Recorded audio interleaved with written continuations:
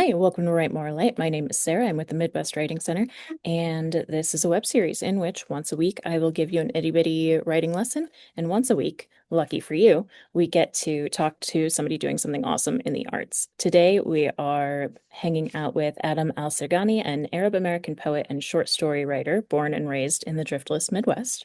Adam holds degrees in creative writing from Knox College, the University of Arizona, and Southern Illinois University, Edwardsville. Adam is, congratulations, brand new, Rockford, Illinois poet laureate and the acquisitions and developmental editor for SFWP. He is also the executive director of the nonprofit editing studio One Week Critique. He acts as adjunct faculty for the Rochester Institute of Technology's global program in China and as an instructor for the UCLA Extension Program in Creative Writing, editing creative programs in creative writing and editing and publishing. His short story collection, More Hell, is out on Whiskey Tit Books. It is awesome. I feel Thank you. really privileged to have that book in my life. Everyone should go get it. That makes me Think, very happy. yay, there it I was is. told I was supposed to bring a copy and Vanna White it, so You were. This is very important work, as I don't have one on me. Thank you so much for hanging out, for being willing to let me pick your brain, yeah. for leaving your brain available for the general public to peer at. Absolutely. I like to start off with what I think is the hardest question, and I've rephrased it such that it is a little easier to answer. How did you come to writing? The Yeah. harder version of the question is, why do you write? So we're not doing that. How did you come to writing? Yeah. That is a really hard question. So my mother was a school teacher, later principal and superintendent in Lena, Illinois, and then in Warren, Illinois, like these tiny towns you kind of pass through on Route 20 and Highway 78. Um, and I um, I was I was really blessed, for lack of a better word, with a family who valued having books around. So I had them about. But I also had like my grandfather was in some ways a typical Midwestern farmer, in that he he read a lot of sort of technical manuals and World War II history books. But he also loved to tell stories, and sit around at the coffee shop and uh, like bullshit. And, I had a lot of that as a kid. I mean, ditto. We may end up talking about this a bit, but, my father was an Egyptian immigrant who had kind of tripped into the Midwest and started a jewelry store. And, I think he's, also a Muslim. And I think both, Egyptian culture, Arab culture, heavy storytelling cultures. And I think Islam as a religion, and as with all religions, but I think Islam in particular is a vocal storytelling culture. And so I had those things around. I think they really led me to the organic kinds of places where you're looking for stories, and you find those in books if you're sitting around on a farm in the Midwest and it's cold all winter, right? And so I think, I started to when I launched More Hell, I had my kindergarten first and fourth grade teacher who are all the same person in a very small town kind of way. Shout out to Mrs. Stainer. Um, turned up to the launch, and she brought me, after years she'd held these like little books that apparently weren't assignments. I just, as Christmas gifts, had made her, it was cold on a farm and I was making little short story packets apparently as far back as being a kindergartner. Hey, I but don't she remember. kept them? She kept them and she came and showed me. They were it made me so weepy. I feel like I've got things I don't teach a lot in that sort of setting. Yeah. Certainly not anymore. And there are some things that I've held on to from students, but I often like when I start going back through things, I'm like, okay, I don't need this. Do I remember this kid's name? Like, that's really special. Yeah. Oh my gosh. Um, I also I love how you describe your grandfather because like I just can't I'm realizing too it's probably a diner, like not a coffee shop like I think of a coffee shop. But I never had grandfathers, and this is just the perfect image of a grandfather in my mind. Yeah. Um, it was a diner, and then later, in true Midwestern fashion, when the diner closed down, it was the gas station with the Yes, yes. seats. Yeah. I didn't need to be told that part. But yeah, they used to call diners coffee shops, and so that Yeah. is also, I don't know, special. But yeah, I've got a an uncle who's in his 80s and he gets coffee at the gas station with Yes. his friends. Yes. Um, okay, we're gonna okay, yeah, no, let's dig into the family. Let's dig into the Cool. family Yeah. and then we'll go back to Totally. the working Sure. world. Yeah. Um, obviously you've been doing this since you could write. Yeah. I wonder, Really. okay, wait, I have questions about the packets from your teacher. So she was kindergarten, first, and fourth grade. That's right. Did you Yeah. do this every year or are these Yeah. So I think one that she showed me was from kindergarten, and the other was from first grade. So I think there was some consistency there. Uh, but yeah, admittedly, I don't remember creating them, but I do remember doing other, maybe when I was a little bit older, I've got some more distinct memories of like making little, essentially kind of, maybe not like graphic novel, they're like kids' books with yeah, like little illustrations of like, this is what's going on. Um, the ones she had were mostly about Santa Claus, so I think this mostly, a yearly Christmas activity. that's so sweet. Oh my gosh. More more little Adam babies, please. We need more of this in the world. I actually, just in case people are wondering what kind of gift to give me, write me a little book. Yeah, totally. Totally. Uh, okay, so obviously story was all around you. Obviously it's somewhere that you went when you thought of sharing. Which is I feel like I have to repeat this so that it sticks in my head because I think that's just perfect. Um, and so it sounds like you're crediting this with like both sides of your family were really into the oral tradition. Do you have any like, I don't know, early memories of that stick out? I'll go somewhere with this. Yeah, no, I mean, I think a lot about, right, when I was very young, my father was sort of, I wish I had a better term for this. I think he was kind of a vagabond jeweler, right? Like he kind of, I'm related he, to some of those. yes. Um, yeah, I mean, he'd find a space and he'd work, and he had a jewelry store in Stockton and one in Clinton, Iowa. And then for some reason he and his brother decided, or one of his brothers decided to start a store in the Virgin Islands, and he took off there for a while, and Just down the street. just down the street. And so I think, we when I was very, very little, my father traveled a lot to the Middle East, to the Virgin Islands, etc. And I mean, Clinton felt like a big deal when we went down there and took that journey. Um, but I remember him coming back and just telling these sort of stories about this. And I think, some of I think when you're a kid, especially if you have a parent that has come from a big other kind of place, right? Like a place where the language is different, where the culture is different, where the religion is different, where the style and priorities are different.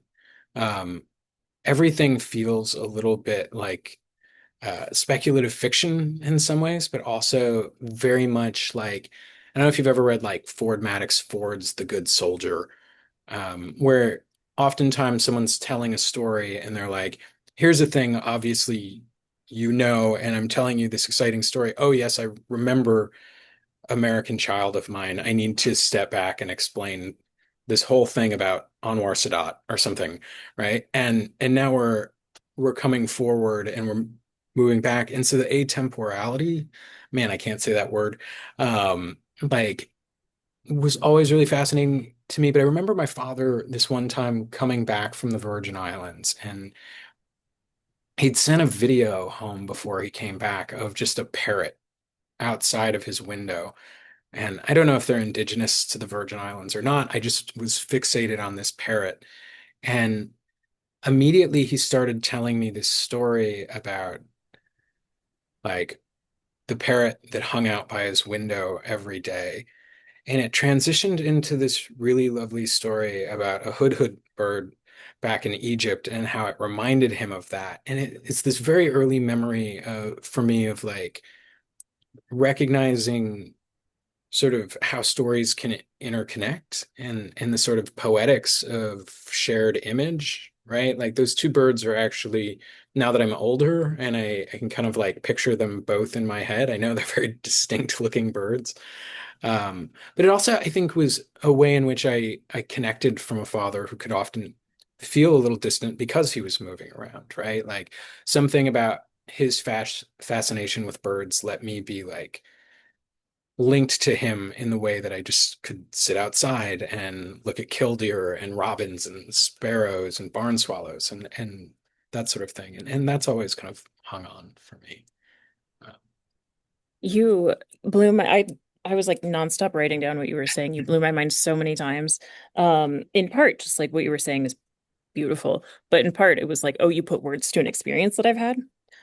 For folks who are not me and you, one of the things I was really excited to talk to Adam about was this shared Swana, this piece of shared background, which is of the Swana region, Southwest Asia, North Africa. Um, but the thing that I don't know if you saw, like I really reacted, um, was you said that these experiences of hearing these stories from such different places and or times has yeah, the effect of like experiencing a speculative, I don't know, fiction, speculative experience, yeah, meaning sci-fi or whatever. Um, and that just absolutely blew me away, especially like as a little one. yeah, Um, just having no concept that like people don't live this way everywhere. You know, the way we experience the world, especially when we're young, is just to normalize what's around us. And I mean, obviously I don't know the specifics of your life or story, but like I found out my dad had running water once a day and electricity for, you know, this hour in the morning, this hour in the evening or whatever. And I yeah, was like, but how? Like, what do you mean? Like it doesn't sound real when you just don't yeah. know that that's something that exists. And that was just the most perfect way to phrase it, that it feels like otherworldly. Yeah, I think that's probably. I mean, I don't know if this is true for you, but if you were sort of a millennial, like Swana American person, right? The kind of oddity of the images that actually came back in American culture, right? Like, is like the kind of example that's maybe top of mind for me is like, I mean, obviously the Gulf Wars were impactful at some point, but when I was really, really little, just like the Aladdin movies sort of like had to like navigate themselves against my father's sort of memories of like large Arab markets where like his father had a jewelry store and all these kind of characters that were there for him are the way that he talked about, right? Like, I think, he'd talk a lot about sort of like the differences in police in Egypt or Saudi Arabia as opposed to, the small town cops that were in Stockton, Illinois, right? And when you're trying to picture those things in your head, those cultural imaginations can be really impactful, right? Like you're suddenly sort of picturing this cartoon version of someone with like a head wrap carrying a big sword on their sides, like running around chasing people through a market stall. And the actual, you know, it's not until significantly later in my life that I actually got to go to like Khana Khalili and like walk around and see that jewelry store and like go, oh yeah, this is magical and weird and has all of this like, hundreds of years old architecture, but this is not at all what my little kid brain imagined. But there's something about the inability to separate those things out or quite get that Hmm. portrait. Well, And it's the only context you have yeah, oh, for sure. as a child. Yeah, 100%. There's never enough photographs to answer the questions. No, no, no. In fact, even I think for me, the photographs offer more questions, or Yeah, maybe not offer, but force more questions. I'm gonna be off this in my mind for a while.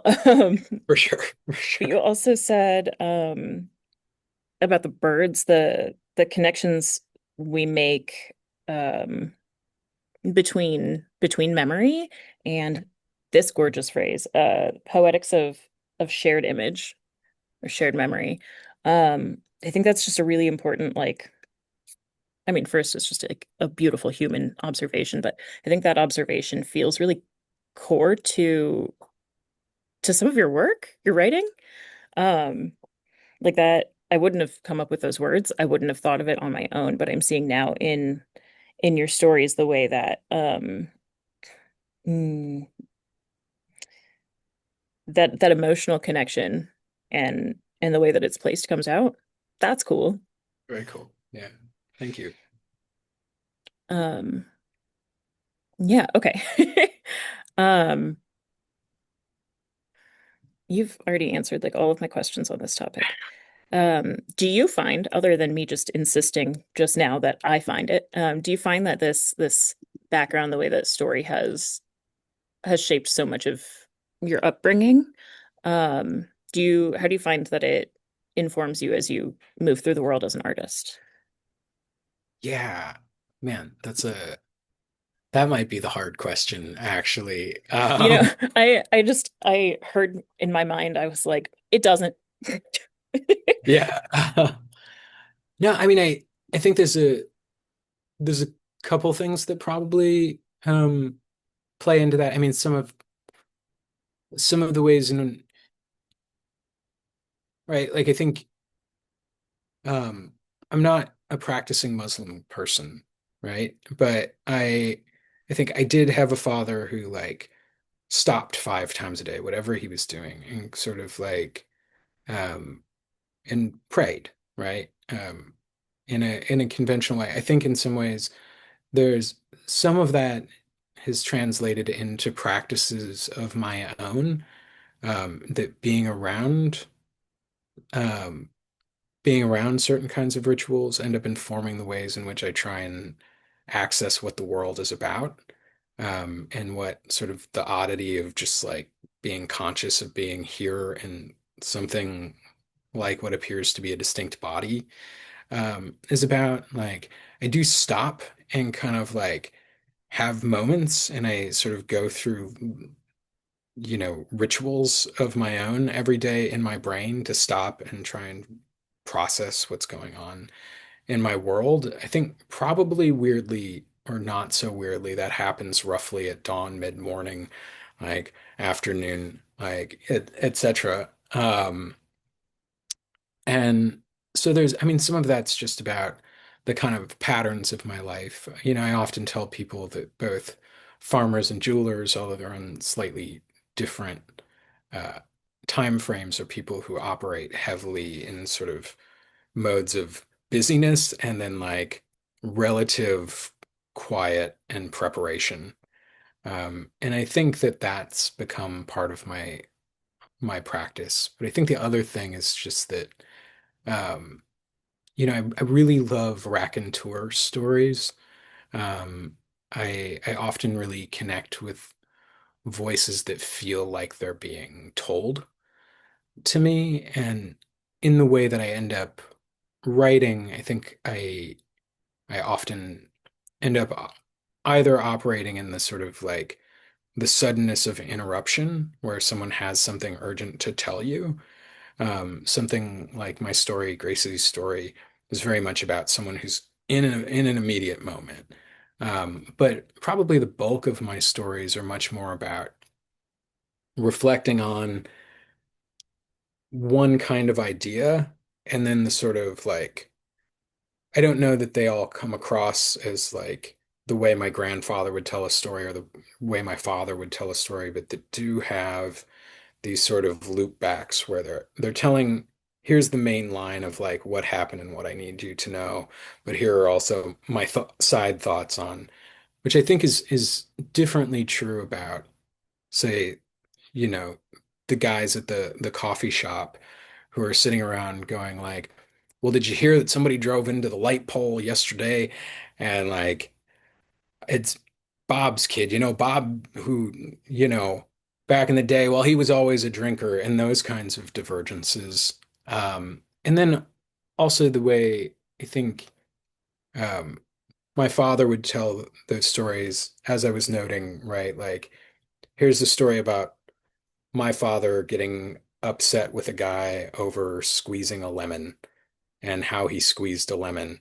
And then this is why what you have to know about your grandfather in order to understand why he's mad at the guy squeezing the lemon. And finally, I would say, particularly my father, had a real appreciation for music and a real appreciation for the lyricism of language. And some of that I think is built into to Arabic culture and the ways that It's the very Islamic melodic. tradition is. Yeah.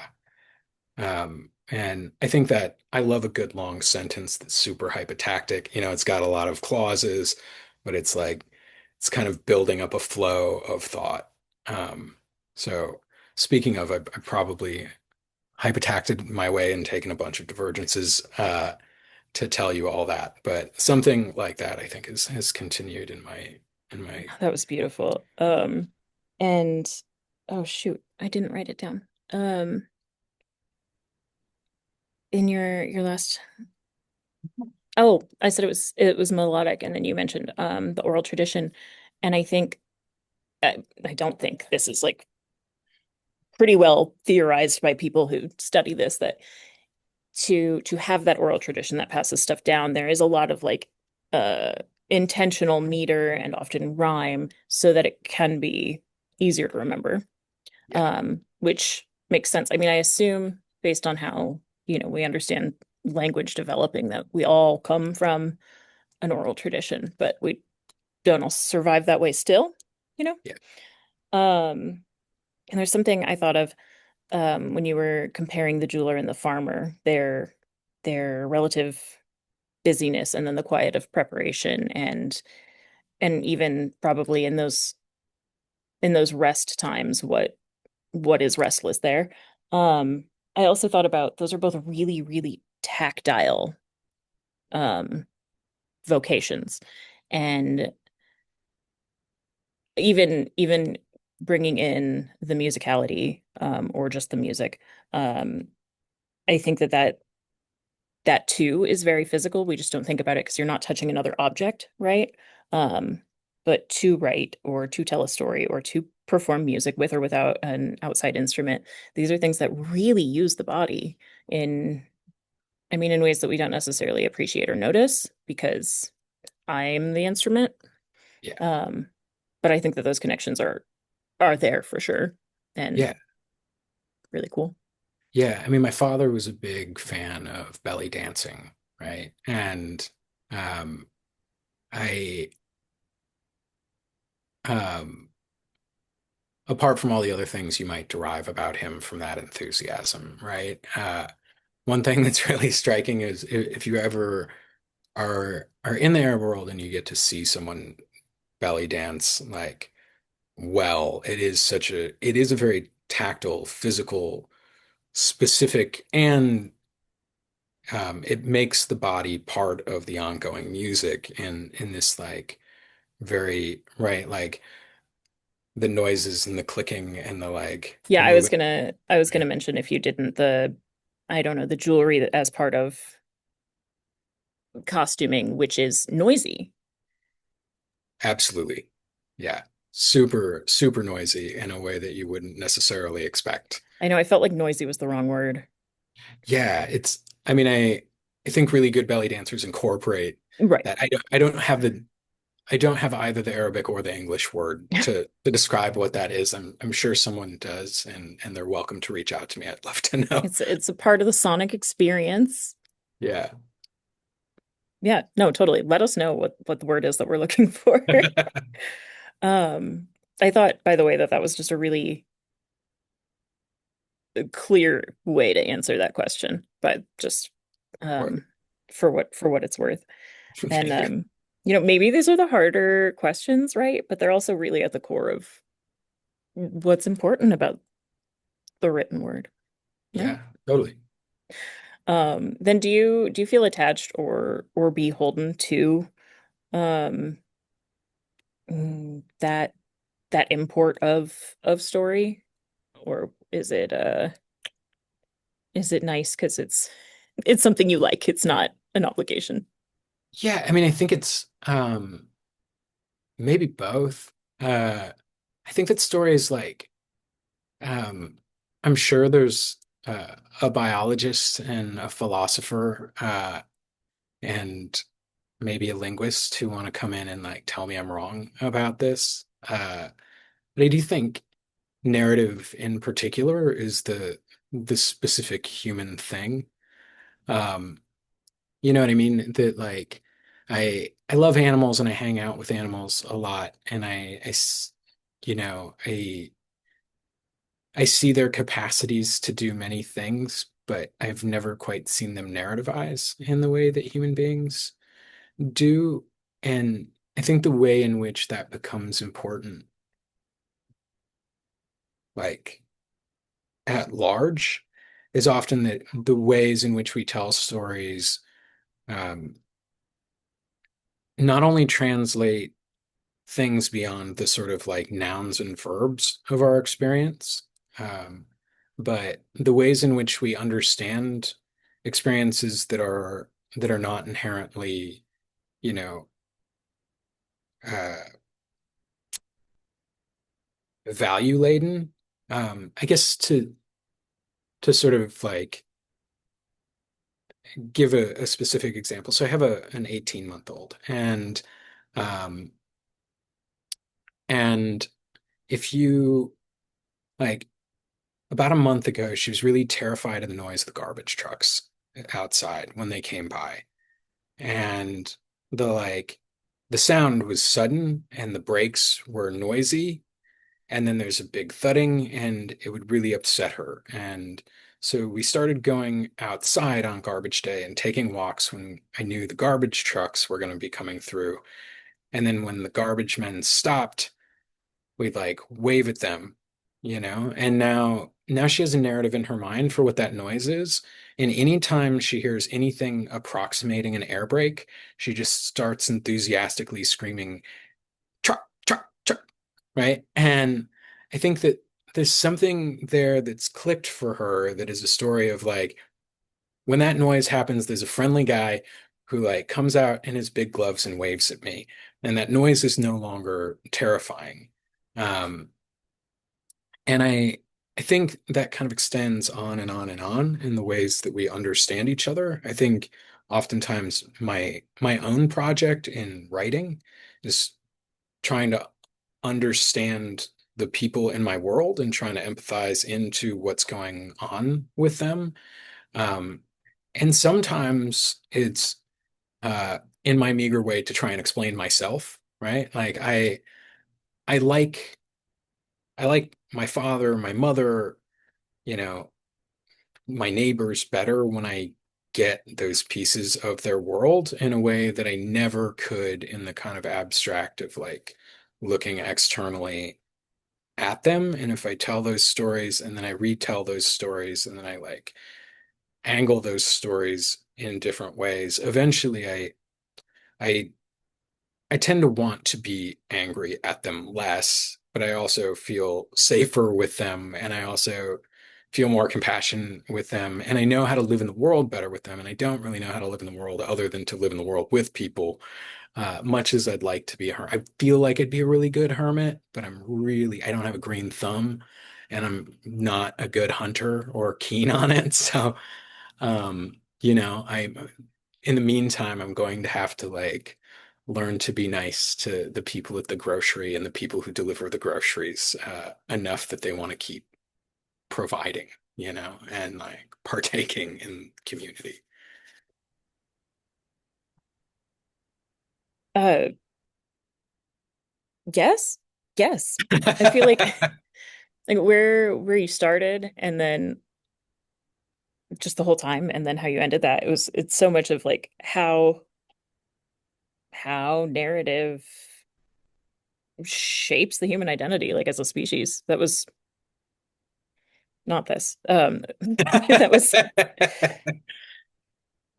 just beautiful. And I also just one of my a line that stuck with me, and it's the sentence that creates the title for a book by Thomas King is the truth about stories is that's all we are, Yeah. which of course goes into what you speaks to what you were speaking to, which is this is how we navigate the world and ourselves. Yeah. It's just fantastic. I don't want to leave this topic, but I do want to talk about your work. Sure. Um and I think that I will just like muse forever if I don't uh watch myself. So, you have about 1,000 jobs, it sounds like, all over the country. Yeah, something like that. Um, and you're located in Rockford. You're the new Rockford Poet Laureate. Um, so presumably a lot of this work is remote. Yes. Yes. Absolutely. But I know you travel to Iowa City to do 1 week critique. Do you mind talking about that that nonprofit, the work you do, maybe its locations, maybe how one would get involved? Yeah, totally. So yeah, I mean, I've always been a freelancer, or I've often freelanced and sometimes taken side gigs, right? Like, which can be really convenient uh, as a working artist. That's In exactly what I this, was going to say, that artist life. yeah, and I don't have a better time to do this, but you should support Sarah at some time. This arrived in the mail today. I was really excited that it happened in time for this interview, but I've only got to dig in a little bit, but it's a really beautiful book. Thank you. That Sarah's, was so sweet. yeah. But you also know that, a book of poems is not a great way to make $1 million quickly. Um, and so, yeah, I mean, I've worked as a freelancer and doing a lot of like small jobs my entire life, so I'm fairly accustomed to it, right? And it's also, uh, along with farming and jewelry, teaching is semi-seasonal work, or at least operates in semesters and quarters and that kind of thing. And the pandemic has allowed um, for a lot more opportunities, maybe at a greater cost to stable full-time employment for many educators, um, opportunities to teach a class here and there online or to teach several classes online. And um, that's kind of how I've accidented into some of that. The pandemic also gave me an opportunity and a reason to move out of New York, where I was at the time, and to the Iowa City area for a time with my friends Matthew Schmidt and Ingrid Wensler. Um, and we were all doing some freelance writing stuff, and we were talking about the oddity of that developing kind of academic sphere and world and the kinds of requests we got as editors. Um, you know, and oftentimes, right, like uh, we'd encounter people who really wanted to work on a book or wanted to work on something like poetry or a short story collection or even a novel and didn't really know how to begin accessing that. And maybe had come to us as editors a little early, but didn't feel like they had access points to, right? Like they couldn't they were working and didn't have time to take off for an MFA or couldn't fit um, low residency MFA into the schedule of the work that they did. Um, and so we'd started to talk about creating these opportunities for people to work on poems or work on stories or work on their writing in small, accessible chunks. So One Week Critique started out as a pandemic project of you could send us a piece, and we'd ask for a sort of like small donation, um, for us to then review the piece in a week or less. That was the game. It was low input on your part, and you could get a response and feedback without having to commit to workshops or school, etc. We actually got a really big response from that. As the pandemic moved Yeah, out. that's a hell Oh, of a deal. yeah. And we still get quite a few submissions, and it's still part of our programming. You can go to oneweekcritique.com and you can send us a poem and we'll take a look, you know. Um, we have over time branched out. So for the last 4 or 5 years, we started working with the Iowa City Public Library. We run a teen writing workshop there every Thursday at 4 p.m. If you know some teens in the Johnson County, Iowa City area, and they're looking to write, we do a generative workshop. In the last couple of years, some of the kids who've been coming consistently wanted to start their own lit mag, which is called This is Flammable. You can find that on the ICPL's website. The second edition is coming out in probably a month or so. So pretty excited about that. And we've also had a few other programs. We've been very volunteer led, and our friend John Riccio, who does a lot of volunteering, has started a reading salon that we do periodically, and does what he calls teaching takeaways, which are looking at an individual poem by an individual poet, and providing some kind of high level feedback and exercises that might be used by teachers if they choose to as a lesson plan.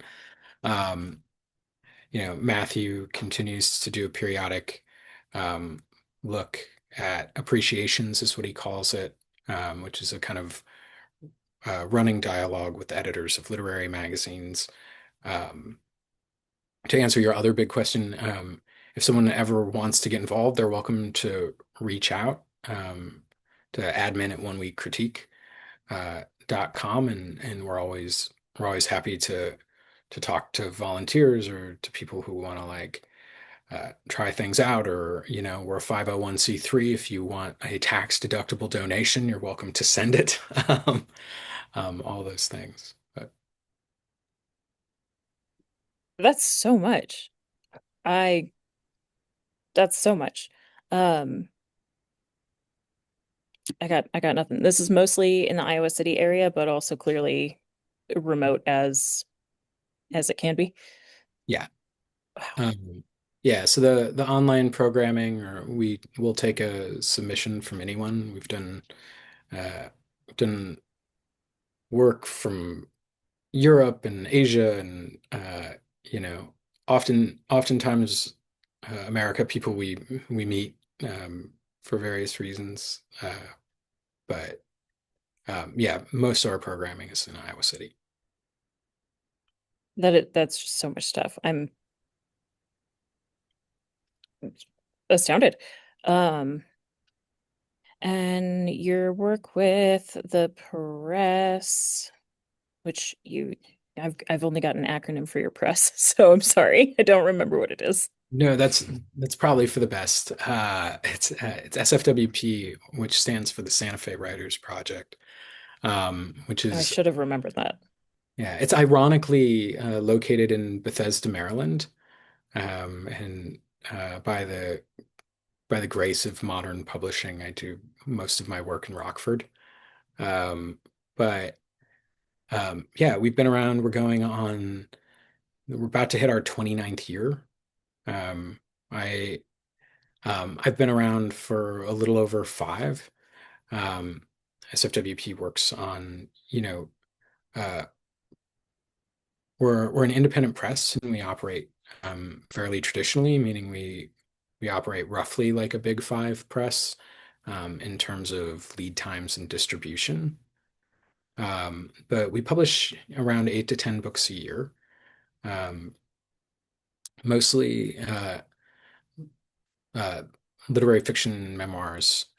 And occasionally we do a little bit of poetry, but I'm an acquisitions and developmental editor, which means I help vet through the material or the manuscripts that come in, and make recommendations to the press on which books we would actually want to publish. I always like to remind people that I don't have final say. That's a larger press conversation, and we pick the ones that we were able to work on, and There are a lot of other considerations involved, totally. yeah, no, and but we I'm really proud of a lot of the work that we've managed to do. And some recent ones being like Melissa Yanes Brown Lee's book, Bitter Over Sweet, which is an incredible collection of short shorts, was the winner of our contest last year, and a book I really love and I'm really proud of. Um, Melissa is native Hawaiian, and she's a lot of those stories are about growing up in Hawaii, and it's a look at that space that isn't about the sort of like paradisiacal like um, myth making of things, right? I think I connected with her on this sort of space making, actually um, not unlike that feeling of trying to imagine your own world through Aladdin. I think for her, it's more like being in and having grown up in the space of Hawaii and like, and then also seeing everyone else's idea of that space as they come in and try and read that space or make that space the thing they want it to be. And there's not really any way that it isn't fetishistic Yeah, when it's that space. Like no, like as an outsider, like no matter what. yeah. Um, uh, that's it's a book that really hits hard, and I love it a lot. You know, I Steve Iwanu is he's actually my first writer at SFWP, and I'm really in love with his work. He does these really weird, I call them comic noirs. He's working on a series of comic noirs right now that are a lot of fun. I've done a lot of like heavy work, Charlie Jensen's book Splice of Life, and Us After by Rachel Zimmerman, which are like, you know, books that deal with a lot of trauma, suicide, and violence, and all these other things. And Steve has this wonderful way of like keeping a book literary and also keeping it fun. Which, by the way, isn't to say that Charlie or Rachel's books are bad. They're fantastic. That's uh, just uplifting to have Steve in the mix.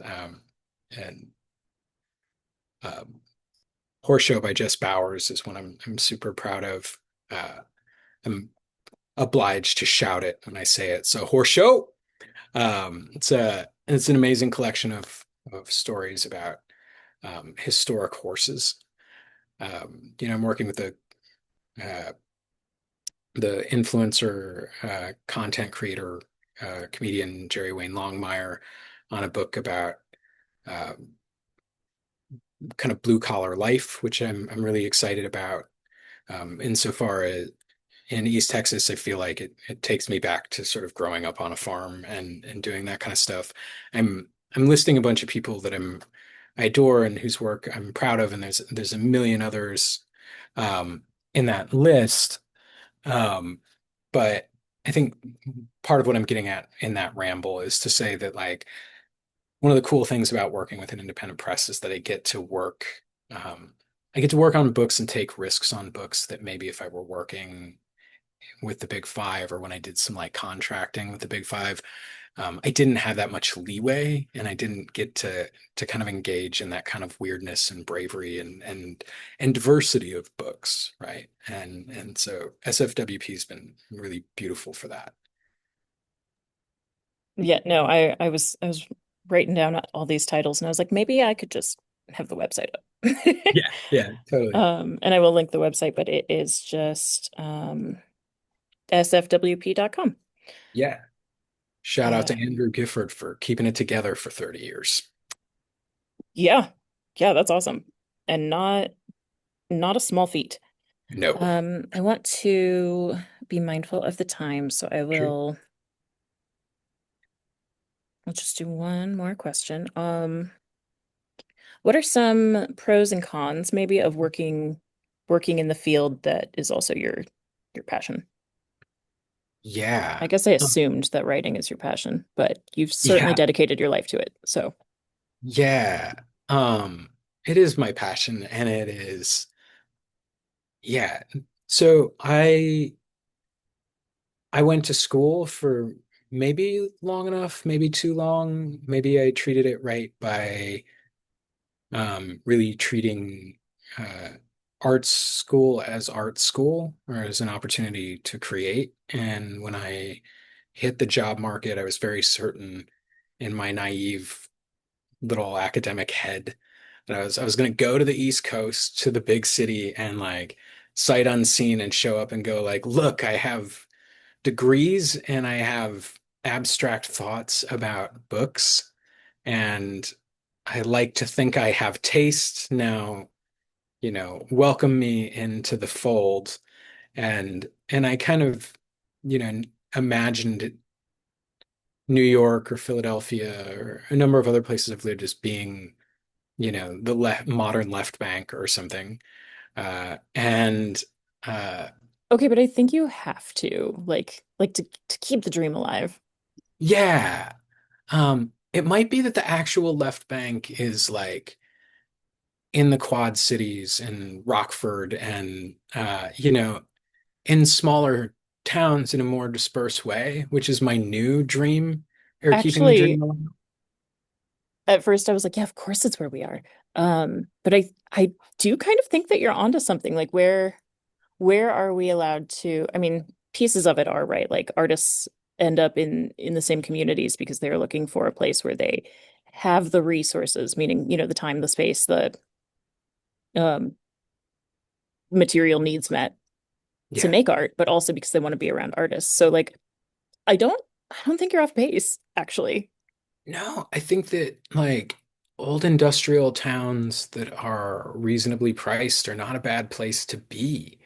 And I think you know, like the Midwest Writing Center, Atlas Collective, like some of those spaces in the Quad Cities, right? Like May's Books here in Rockford, with the Rockford Area Arts Council's been up to, um, a million other spaces. Um, Iowa City's doing a lot of cool things. I think those really um, are some really beautiful, wonderful things that are going on, and there's real potential for that to launch off. And I like to think that I get to be part of that and that you get to be part of that. Um, but I think that also comes with, to your original question, the like very honest note that like getting by that way is not easy, even if you've provided it in those spaces, right? Like I I'm proud of all of my job titles.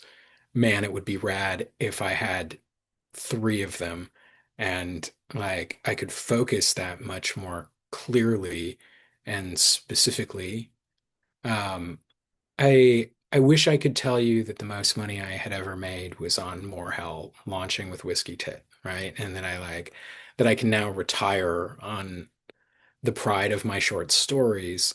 Um, but I mean, the truth is that the most money I've ever made writing books is ghostwriting for people who I often didn't like, but who had money and wanted sort of egotistically to have a book written about them. And I think those and that can really, writing art is a combination of the craft work that we do, right? Knowing strategies for using language, and it's the inventive, creative, innovative work that we do um, by accidenting into new spaces through those muscles. But man, you can wear those muscles out even typing emails to people. Um, I I find editing to be one of the reasons I've moved more towards editing and away from ghostwriting is actually um, that editing other people often teaches me new ways of reading and exposes me to new things and gives me opportunities to explore that. It isn't always as financially rewarding as, say, like, I did a lot of work with business people back in the day and edited some reasonably high profile business books and wrote pieces of some of them. But I I wasn't often taught something or I didn't find new ways of seeing and engaging that. And I think that's been really important. And I think finding that for yourself can be really crucial. Some people love ghostwriting and they do it all the time. Some people can write a million emails and sit down. I need to constantly pace and run around in my days and not quite be burned out, not quite overwork my muscles in that way. And I think that could be that. And then editing also comes with the challenge of being perpetually aware of some of the things I started with, right? Which is that like um, uh, writing is an art in general. It's not a get rich quick scheme. But um, I think that's okay. I would rather be satisfied in my work than uh, Yeah, if it were, then we would have a lot of bad art. yeah. Oh, absolutely. Absolutely. Um, that was just the 30th time I'm going to tell you what you said was beautiful. Uh, if maybe I should say this off camera, but I would love to have you back and dive more into this. That was really, really interesting and educational. But for now, we are going to leave our friends in the audience with a prompt. Yeah. Please take it away. Yeah. So I was thinking a lot about um, I had a whole speech prepared, but I want to say this very carefully. I think we live in these very weird times, and I think one of the challenges of writing is just um, along with, like gig economies and everything else, like the news, the media, the sort of inundation of language and attention demands can be really challenging to writing. So I have been thinking on prompts that are sort of in my toolkit that might really meet the moment and help find some attention. So, one week critique, we do those teen workshops every week, and I've been noticing for a long time that um, the kids these days, they use a lot of words that I have used in my life, but in very different ways, right? So like one of them for a period of a month or two kept calling everything that was cool or hip or awesome coquette. Like that's so coquette. And uh, it took me like a month to catch up and uh, to even what was being said. And by the time I caught up, uh, everybody went Let back me saying, introduce you to a story. yeah. Um, so um, here's a prompt I developed for them, kind of working through some of those ideas about what's coquette or mid or fire, etc. You can pick any word that you want that has multiple valences for this exercise. So that could be actually to use some of the ones that I used even trying to translate that, right? Hip or cool or, you know, blue for that matter. Um, so take a word that has at least two meanings, right? I want you to put that word at the top of a page. So if that is, say, blue, right? Um, I call this exercise the definition exercise because what you're going to try and do is write out as if in a dictionary definitions for the different valences, meaning the different meanings of this word. What I don't want you to do is write blue, a color on the light spectrum between, green and indigo. Rather, I would like you to try and write out how you personally, emotionally experience this word. So if it's fire, for example, you might say, right, like, you know, to listen to the bass beat of the band with my leaning against my partner half drunk on bad beer or something, right? I don't know why I'm on alliteration right now. That one really spoke to me.